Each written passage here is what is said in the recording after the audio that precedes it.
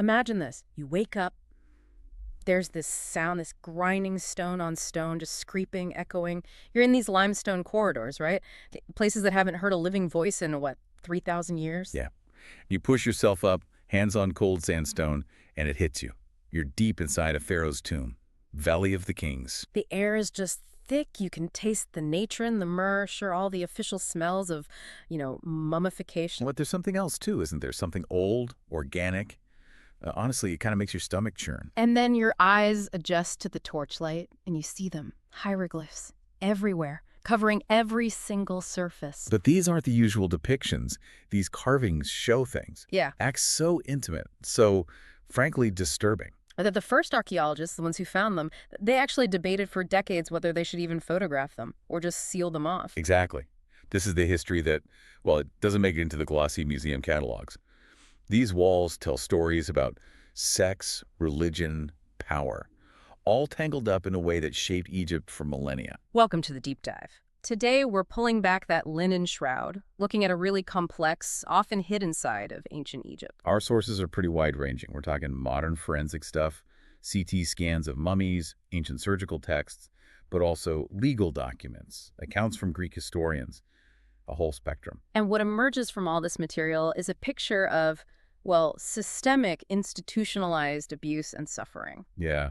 So our mission today for you listening is to dig into those hidden, kind of unsanitized truths. We want to understand the survival, the suffering within this incredible civilization. Giving you a shortcut, really, to understanding how acts we'd see as just unspeakable violations were normalized, justified even as essential for the kingdom, for the god's favor. Okay, so let's start at the top, the royal family. Because what happened there often, set the tone for everyone else. Picture this. It's 1323 BC. Right. And there's a young woman, maybe 14 years old, Ankhesenamun, a really key tragic figure, daughter of Akhenaten, the heretic pharaoh. And, more importantly right then, the brand new widow of Tutankhamun, the boy king. Exactly. And she's standing there, trembling, in Karnak temple. Not from cold, the sources say, but just sheer terror. Because she's about to be the centerpiece of the Opet festival climax. One of the biggest religious events, hugely public. The divine marriage ceremony. And out comes the high priest, purified, shaven head, oiled up, ready to act as the vessel for the god Amun-Ra. And Ankhesenamun, embodying the queen, the divine lineage, she was expected to physically consummate a marriage with this god, represented by the priest. And this point is absolutely critical. You have to understand this. The sources are clear. This was not metaphorical. Oh, not symbolic theater at all. It was the actual physical act. Royal women's bodies being claimed by powerful religious leaders, all under this banner of divine command. And it happened again and again throughout Egyptian history. The thinking behind it, the rationale, it ties into their core belief. Cosmic order, justice, stability. Right, the balance of the universe. Precisely.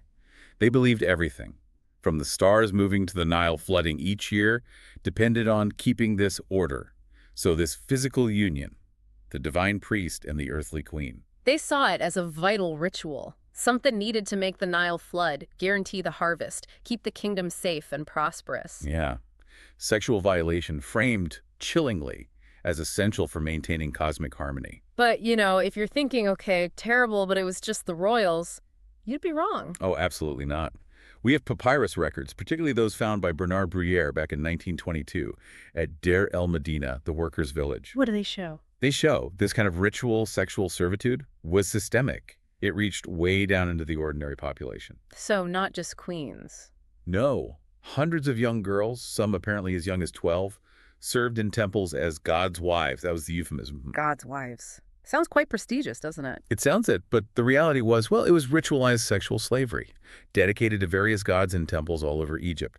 It was baked right into the system, religiously and economically. Dr. Joyce Tylesley's work, looking at temple records from Thebes around 1550 BC, really highlights the process, doesn't it? The selection of these girls. It's horrifyingly clinical. Priests examining candidates, naked, looking for any tiny physical flaw that they thought might offend the god. Like what kind of flaw? Things we'd consider completely normal human variations. A little scar, maybe a slightly crooked tooth, even asymmetrical breasts. Any tiny thing could disqualify them. Which, ironically, might have been the luckiest thing that could happen to a girl, saved her from years of this. Absolutely. The sources detail their lives. They lived inside the temple complexes, wore specific clothes marking them out, and they were forbidden to marry or have kids outside their religious duties. But what about inside those duties? I mean, the divine marriage ritual. Pregnancy must have happened. It seems so, and when it did, the sources suggest those children were often just dedicated right back into the temple system. Oh, wow. Creating this awful generational cycle. They weren't free, and neither were their children. The temple's control just perpetuated itself. That control is key, and it links back to the normalization aspect. Because these divine unions, they weren't hidden away. Right, like Opet Festival you mentioned. Exactly. During huge festivals like Opet, thousands of Egyptians would gather. They'd watch the pharaoh or the high priests perform these sacred marriages right out in public. And they truly believed they were witnessing something essential. They believed they were seeing the divine intercourse that kept their whole world running. That's the level of belief we're talking about. It's hard to grasp. This is where an outside view really helps, isn't it? Like Herodotus, the Greek historian. Yes, writing around 450 BC, he traveled in Egypt and was profoundly shocked by these ceremonies. He actually wrote that the women showed visible signs of distress. But the locals didn't see it that way. According to Herodotus, no. The Egyptian observers just interpreted that distress as, religious ecstasy, or maybe the god's spirit physically entering the woman. Society had completely flipped the script on trauma. Wow. And there's physical evidence for this, too. There is. At the Temple of Men at Coptos, you have these explicit carvings. The god men shown with an erect phallus engaging with women, but their faces are turned away. Turned away? What does that signify? Scholars mostly interpret that artistic choice as showing reluctance, maybe shame, but it's right there, carved into their sacred spaces permanently. Which brings us to the psychological impact. And amazingly, the Egyptians themselves kind of documented this, even if they didn't fully understand it. You're talking about the Edwin Smith Papyrus? Exactly. It's mostly about surgery, physical wounds, but it also contains treatments for women who'd serve the gods, and the symptoms described. They sound incredibly familiar, don't they? Loss of appetite, can't sleep, sudden crying, withdrawing from people. Symptoms we'd absolutely recognize today as signs of severe sexual trauma. But they didn't see it that way. They recognized the physical signs, sure, but they misdiagnosed the cause. What did they call it? Often, divine madness. As if the trauma was a sign of being touched by the divine. The acceptance was total, woven into law and the economy. How so, economically? Well, New Kingdom marriage contracts. From around 1550 BC onwards, they routinely had clauses basically letting a husband off the hook if his wife got called for temple duty. Really? Just releasing him from his obligations? Pretty much. And it gets worse. Fathers would openly negotiate bride prices. You mean like a dowry? Sort of, the payment to the bride's family. And they'd explicitly factor in whether the daughter had already served in a temple. These used women, despite the supposed divine connection, they actually commanded lower payments than virgins. That's just chilling, the intersection of religion and the economic devaluation of women. Absolutely. And beyond the ongoing servitude of the god's wives, there was another ritual, the declaration ceremony. What was that? Essentially a forced ritual declaration, done by purified priests. Temple records from Mut at Karnak, spanning about 200 years, list over 300 of these rituals, methodically recorded. And who are the girls involved? How old were they? Mostly between 12 and 14. Some, the records show, were as young as 9. 9 years old. Just children. What was the justification? It was violently specific theology. They believed female virginity held this concentrated spiritual power, a kind of resource. A resource to be, what, harvested? Exactly. Harvested through this ritual, performed by purified men. It was seen as a form of sacrifice, unlocking that power for the gods or the temple. How was it performed? The protocols, described in temple texts like those at Edfu, were brutal. The high priest would use sacred relics. Relics? Like what? Knives, purpose-made stone phalluses, specially carved wooden objects, things believed to channel divine power, but which often cause severe injury during the act. Is there physical evidence of this violence? Yes. Dr. Joanne Fletcher's work on skeletal remains from Abydos temple sites found young female skeletons with clear signs of pelvic trauma, damage consistent with violent sexual assault, often leading to infection, sometimes death. And carbon dating shows these practices went on for centuries. What happened to girls who were deeply traumatized by this, say if they stopped speaking or started hurting themselves? They weren't removed for care. They were considered touched by the divine. Their trauma was seen as proof of a spiritual encounter, and they were often permanently dedicated to temple service because of it. So the trauma essentially trapped them there. Precisely. And again, medical papyri have treatments for this divine madness, trying to manage the symptoms while completely misinterpreting the cause as something sacred, not abusive. Was there any compensation for the families? Did they get anything out of this? Yes, which is part of why it persisted. Families received grain, livestock, sometimes land, Mm-hmm. but crucially, only after the service was done. Ah, so it created a strong economic incentive, especially for poorer families. A very powerful one. It reinforced the whole system. But we do find little hints of resistance, coded messages. Really? Like what? Papyrus fragments warning families when temple scouts were in the area looking for new girls. One from around 1250 BC says something like, "When the lotus seekers come to your door, remember that the river runs deep, but also runs away." Lotus seekers, implying they're looking for something beautiful and pure to pluck. And the river running away, escape. That's the interpretation. Suggesting women try to use escape routes, maybe fleeing to relatives elsewhere, to avoid being selected before the ritual could happen. Okay, so that covers the structured temple abuse. What about outside those walls? Right, there's also what you might call sacred prostitution on a massive scale, particularly during certain festivals. Herodotus, again, he described the festivals for the goddess Bastet at Bubastis, around 570 BC. What happened there? He said women, for 3 days each year, would offer themselves to any man who paid the temple fee, basically, a religious requirement. Any man. How many people are we talking about? The scale is staggering. Excavations there in the 1880s by Edward Navel, they found over 12,000 small pottery tokens under the temple floors. 12,000 tokens. What were they for? Payment receipts, essentially. Past its image on one side, explicit sexual imagery on the other. It suggests thousands of women serving thousands of men in these short, intense festival periods. That must have had a huge impact locally. All that money flowing into the temple, did it distort the local economy? Like a temporary boom built entirely on this exploitation? It almost certainly did. It funneled enormous wealth directly to the temple priests, cementing their power. And we have personal letters much later, around 200 BC, from women involved. They speak of the toll. What do they say? One writes, "My body aches, but worse is my heart, which grows harder each day like stone left in the sun." They were economically vital during the festival, but clearly suffered immensely. And the health consequences must have been dire. Devastating.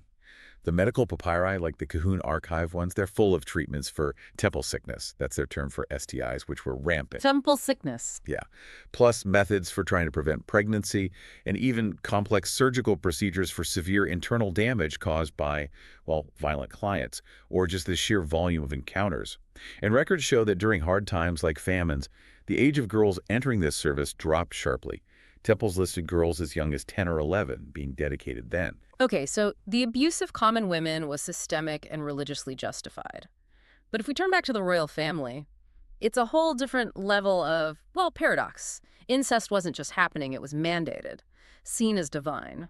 But the biological result, disaster. It wasn't a secret, it was an occasional. Our sources show it was systematic, deliberate policy. Practiced for over 1,000 years. We have clear records, like Princess Cinnamon marrying her own father, Amenhotep III, back in 1358 BC. And the justification was purely religious. Entirely. It rested on the myth of Isis and Osiris, the original divine siblings who married to keep their bloodline pure and godly.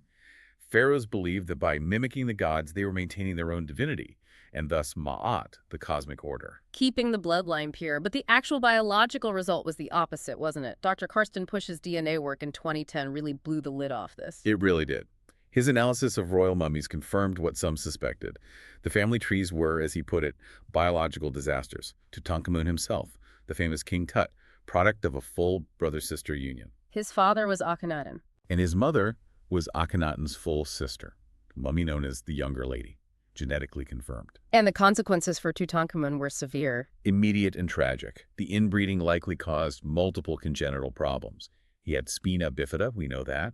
A severe club foot, he needed canes to walk, hundreds were buried with him, and probably temporal lobe epilepsy, causing seizures. He died so young, around 19. Yeah, partly because his compromised immune system likely couldn't fight off what might have been a simple leg infection after a fracture. The inbreeding made him incredibly vulnerable. And this wasn't just Tutankhamun's parents. This was standard practice, especially in that period, the 18th dynasty. Peak intensity then, yes. Thutmose, married his full sister, Amos. Their son, Thutmose II, married his half-sister, the famous Hatshepsut. They even had different terms for it in the contracts, right? They did. The bureaucracy was intense. Marriage contracts explicitly distinguished between sisters of the body, full sisters, and sisters of the house, half-sisters. It mattered for inheritance who could rule. And it wasn't just sibling marriage. It went further. Much further. Amenhotep II married 3 of his own daughters, made them his queens, and Akhenaten, Tut's father, is infamous for it. He seems to have had sexual relationships with at least 6 of his daughters at the same time. 6 simultaneously. That's what the evidence suggests. Reliefs from his capital city, Amarna, don't just show them as princesses. They're labeled beloved wives and daughters of his body. And the reliefs actually depict this. Some show him kissing or fondling them. It was a very public affirmation of this practice, reinforcing the divine mandate. What about the women? What was the toll on someone like Ankhesenamun, who we started with? Her life was incredibly difficult. She only lived to about 27. Modern analysis of her bones shows signs of chronic stress depression markers, severe vitamin D deficiency, probably from palace confinement. And physical abuse, too. Stress fractures consistent with physical abuse, yes, and evidence of frequent miscarriages. Her life was just constant political maneuvering and physical hardship. And the children born from these unions, the infant mortality rate was shocking. Astronomical. By the end of the 18th dynasty, it might have been over 60% for royal infants. The medical papyri, again, they talk about treatments for babies born twisted, surgical fixes for sealed passages, likely severe genital or skeletal malformations common with extreme inbreeding. And Tutankhamun's own children. Heartbreakingly, yes. The 2 tiny infant mummies found in his tomb, they were his daughters. Forensic analysis showed both had fatal neural tube defects. They couldn't have survived. Imagine the confusion within the family structure itself. It must have been bewildering.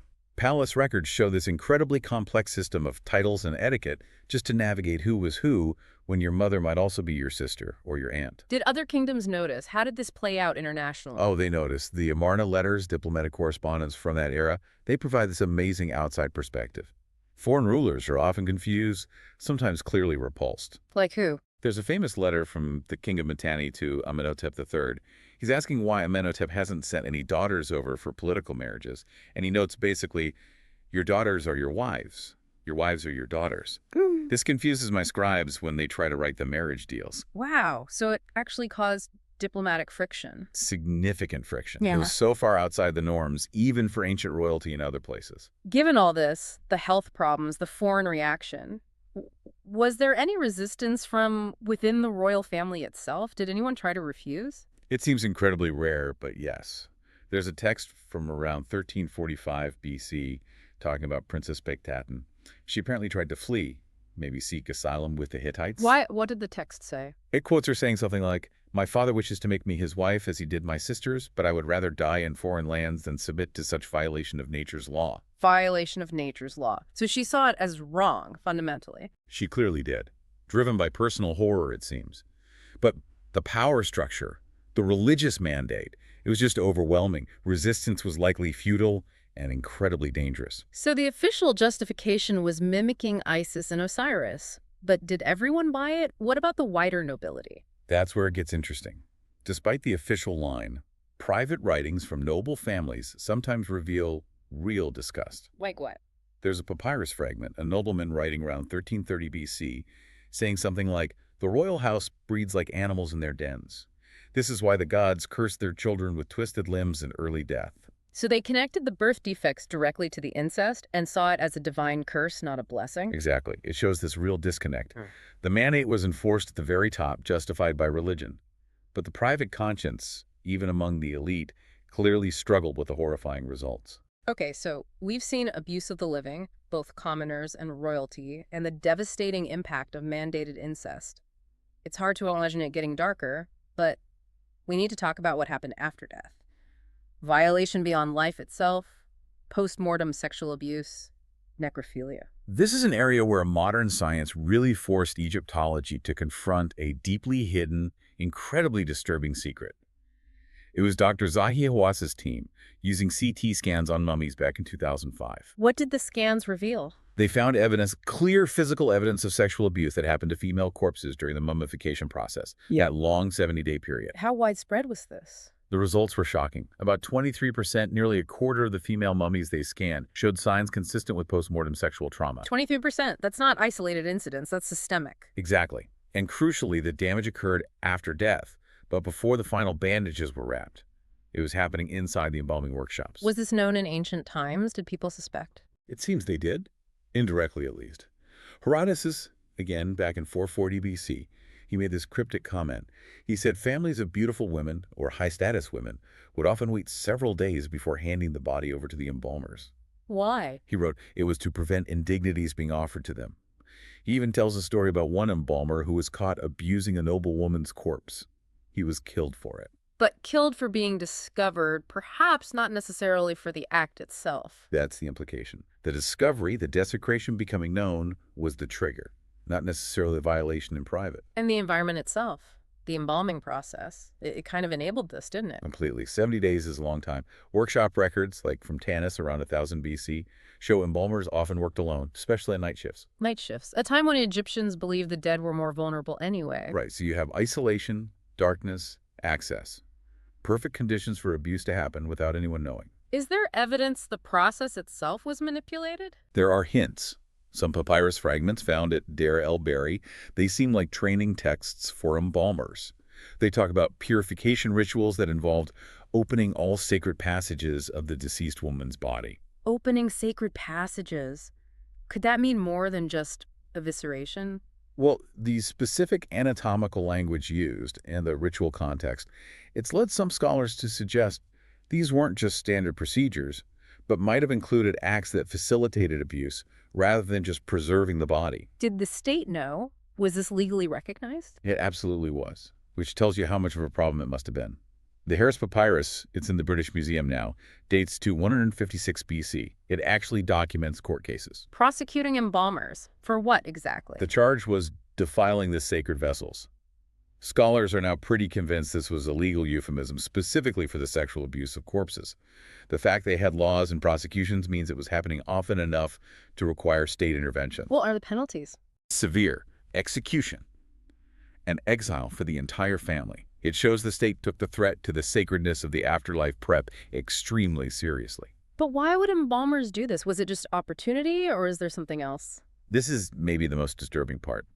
Evidence suggests some believed it was a kind of dark magic. Magic. Some embalmers seem to have believed that sexual contact with a dead body could transfer the woman's life force, her ka, to the abuser, granting them, more virility, maybe a longer life. Seriously? They thought they could steal life force this way. It sounds like it. We've found amulets showing sexual acts with mummy-like figures, papyrus fragments with bits of spells intended to be recited during these violations. So for some, it wasn't just opportunity, it was treated as a ritual practice in itself. Is there forensic proof on specific individuals? Tragically, yes. Take the mummy of Mecca. She was likely one of Queen Nefertiti's daughters. Died young, maybe 13, around 1330 BC. What did they find on her mummy? Clear patterns of repeated, deliberate unwrapping and rewrapping, specifically around her pelvic area, way beyond anything needed for normal preservation. The resin residue between the linen layers showed the body had been accessed multiple times during the process for reasons other than embalming. That's horrific. Did this take a toll on the embalmers themselves? Psychologically? There's evidence it did. Records from Memphis suggest embalmers had a much higher suicide rate than other professions. Really? How did they do it? Often by drowning themselves in the Nile, which is significant because Egyptians believed drowning prevented your soul from reaching the afterlife. So it suggests a kind of guilt-driven self-punishment, believing they'd damn themselves. That's a strong possibility. Men so compromised by their actions they felt they'd forfeited their own eternity. And it could get even worse than abusing bodies already dead. Unbelievably, yes. There's the case of a young woman's mummy from the Saqqara necropolis. Analysis shows she hadn't died naturally, she'd been poisoned. Poisoned? Why? With oleander, the signs indicated.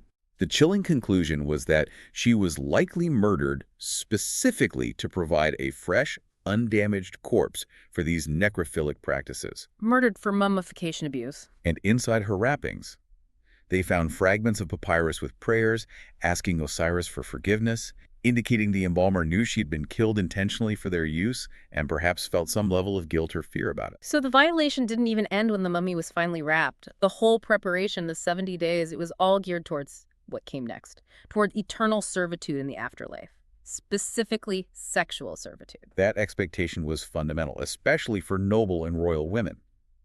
Their religious texts were quite clear. These women needed their sexual organs intact, functional, ready for the afterlife, Functional for what purpose? to provide ongoing sexual services to male spirits, to gods, to dead pharaohs, for eternity. The mummification process itself was actually modified for women to ensure this capability. This is spelled out in their earliest religious texts. Absolutely. The pyramid texts, we're talking way back, 2400 BC, they are chillingly explicit. Text 690 says something like, "The king will possess the wives of the gods, and they will satisfy his desires as they satisfied the desires of their divine husbands when they lived." So the afterlife for elite men explicitly included perpetual sexual access to these women. That was the promise. And therefore, female mummies underwent procedures that males didn't. Workshop papyri describe things not done to male corpses, like packing the vaginal canals with resin-soaked linen. Why do that? It wasn't just to stop tissue collapsing. The clear intent seems to have been to maintain the physical shape and accessibility of the sexual organs for post-mortem use by whoever she was destined to serve. And we see this reflected in what was buried with them. Yes, burial goods are key. Dr. Joanne Fletcher, again in her work in QV 55, A Tomb in the Valley of the Queens, she found phallic objects carefully made from wood, ivory, stone wrapped in linen, And where were they placed?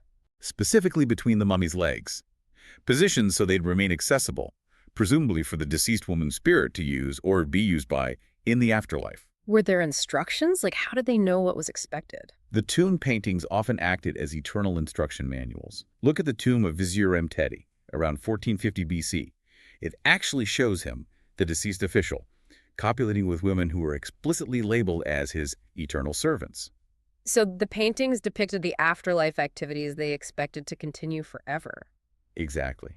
Solidifying the idea that sexual labor didn't stop at death. It was part of the eternal package. How far back does this idea go? Right back to the foundations of the state. Pharaoh Jer's tomb, First Dynasty, maybe 3000 BC. It contained the remains of 338 sacrificed retainers buried with him. Sacrificed. Yes. And forensic work showed 127 of those were young women with no signs of natural death. They were killed to accompany him, to serve him sexually and otherwise in the afterlife. Ritual sacrifice for eternal servitude. Even getting into the afterlife involved acknowledging this. It seems so. The famous Book of the Dead, chapter 125, the negative confession.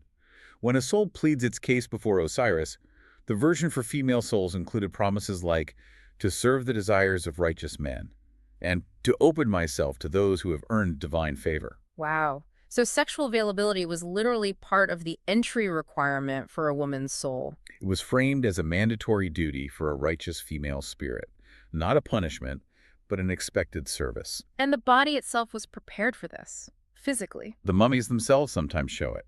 Forensic exams, like on Queen Hanatui, revealed systematic preparation. Her legs were deliberately repositioned and held open during the wrapping process. Held open to make access easier. That's the grim interpretation. Her corpse was seemingly prepared physically for this destiny of eternal sexual availability. What did outsiders think? Did foreigners notice this focus on preparing female bodies? They did. Greek visitors like Diodorus Siculus, writing around 50 BC, he noted his shock. He observed that Egyptian women were prepared for death, as if they were preparing for marriage, paying extraordinary attention to preserving and preparing their sexual organs. As if preparing for marriage. That says it all. How did living women feel knowing this was their expected fate? The surviving personal letters are heartbreaking. They show profound dread. One woman wrote around 1200 BC, "I fear death not for the pain of dying, but for the eternal servitude that awaits." The eternal servitude. She goes on, "In life I may choose my husband, but in death I must serve any spirit who desires me." Another actually pleaded to the gods to let her die before her beauty faded. Why? She hoped that ugliness might spare her from sexual demands in the afterlife, seeing physical decline as literally her only hope of escaping eternal violation. Hashtag outro. So we've walked through some incredibly dark shadows today, a civilization that somehow saw divinity in degradation. The level of institutionalization meant Egyptian society just completely normalized the unspeakable. Yeah, the female body, whether it was living or dead, was treated essentially as a spiritual resource, something to be harvested, used, controlled for what they saw as the common good, the cosmic order. And when Rome finally conquered Egypt, 30 BC, it's telling that some of Octavian's very first acts were administrative bans on temple prostitution and those ritual declaration ceremonies. He shut them down immediately. Yes. And centuries later, when Christian missionaries arrived, they found many of these temples just abandoned. The carvings, the explicit scenes we've talked about, were considered too shameful for even the locals to explain anymore. The sources really paint a picture of the society that convinced itself, didn't it? Convinced itself that the suffering of innocence was the necessary price for the god's favor, for stability. Absolutely. They built entire systems around it, from adjusting bride prices for used women who'd served in temples, to diagnosing the trauma from ritual rape as divine madness that actually required gratitude, all to rationalize profound abuse over millennia. What's really haunting is just how long it lasted, how deeply embedded this rationalization was. And it makes you think, if a civilization as complex, as sophisticated, as technologically advanced and enduring as ancient Egypt could do this. Could institutionalize such widespread, deep abuse and justify it as a divine blessing, essential for survival, essential for cosmic order. It really forces you to ask, doesn't it? The source material shows that the most monstrous acts often hide behind that mask of the sacred or the mask of necessity.